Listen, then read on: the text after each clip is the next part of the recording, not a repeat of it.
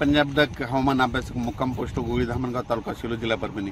तर सर्व शेतकऱ्याला पहिले आनंदाची बातमी, कारण की राज्यामध्ये या बार्शी तालुक्यामध्ये म्हणजे ह्या भागामध्ये सोयाबीन शेतकऱ्याचं काढायला आले म्हणून 12 तारखेपासून तर जवळपास 19 तारखेपर्यंत या भागातील पाऊस उघडणार आहे, म्हणून या बार्शी तालुक्यातल्या म्हणजे धाराशिव जिल्ह्यासाठी आनंदाची बातमी।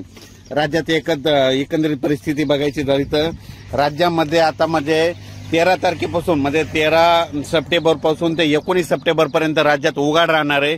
ज्या शेतकऱ्याचं सोयाबीन आलेलं असेल तुम्ही काय करा, हे 8-10 दिवसात काढा, एक दिवस ऊन द्या, नंतर त्याच्यानंतर झाकून ठेवा, म्हणून हे अंदाज लक्षात घ्यायचा। पण त्याच्यानंतर राज्यामध्ये परत पुन्हा 20 तारखेला परत पाऊस सुरू होणार आहे, म्हणून हे देखील सर्व शेतकऱ्यांना लक्षात घ्यायचं। पण राज्यामध्ये 12 तारखेपासून तर 20 सप्टेंबर पर्यंत हवामान कोरडं राहणार आहे, विशेष म्हणजे पश्चिम महाराष्ट्रात कोरडं राहणार आहे। त्याच्यानंतर बार्शी धाराशिव जिल्हा, त्याच्यानंतर लातूर जिल्हा, त्याच्यानंतर सोलापूर, सातारा, सांगली, कोल्हापूर, नगर जिल्हा या भागात तर 12 तारखेपासून म्हणजे चांगलं ऊन सूर्यदर्शन होणार आहे।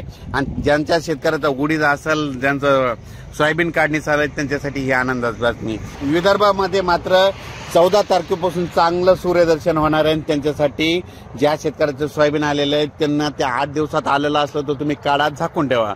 नसता परत शेतकऱ्याला सांगू इच्छितो, तुमच्यासाठी परत म्हणजे सोयाबीन काढणीसाठी शेतकऱ्याला यावेळेस वरून राज्य चान्स देणार आहे, म्हणजे विश्रांती घेणार आहे, सोयाबीनच्या वेळेस विश्रांती घेणार आहे, म्हणून हा अंदाज लक्षात येतात। अचानक वातावरणाबद्दल झाला लगेच एक मेसेज दिला जाईल। धन्यवाद।